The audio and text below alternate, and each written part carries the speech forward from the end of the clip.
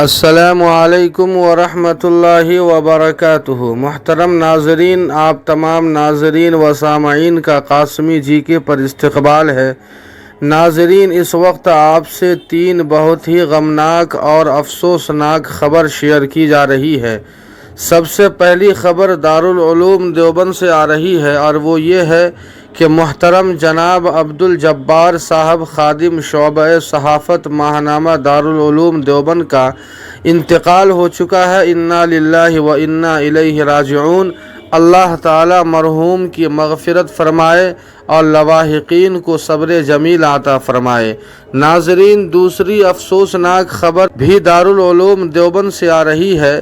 وہ یہ ہے کہ حضرت الاستاذ حضرت مولانا نور عالم خلیل امینی صاحب دامت برکاتہم کی صحت و عافیت کے لیے دعا کی مکرر گزارش کی جاتی ہے۔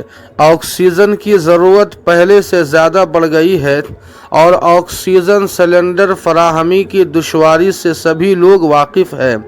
فی الحال مظفر نگر اور روڑکی وغیرہ سے کسی طرح حاصل کر کے ضرورت پوری ہو رہی ہے۔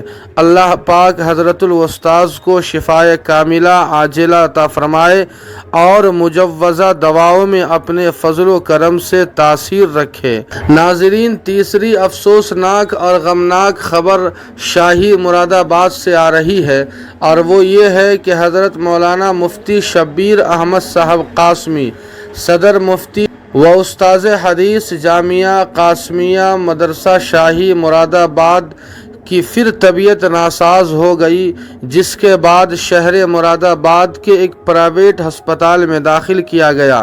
شوگر کافی بڑھی ہوئی ہے، بخار، کھانسی اور تنفس کے ساتھ گردوں میں انفیکشن کی شکایت ہے اور کمزوری بھی بہت زیادہ ہے۔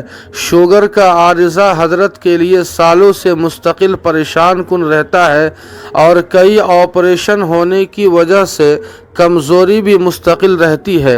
آپ حضرات سے حضرت مفتی صاحب اور دیگر بیماروں کے لیے دعائے صحت و عافیت کی خصوصی درخواست ہے۔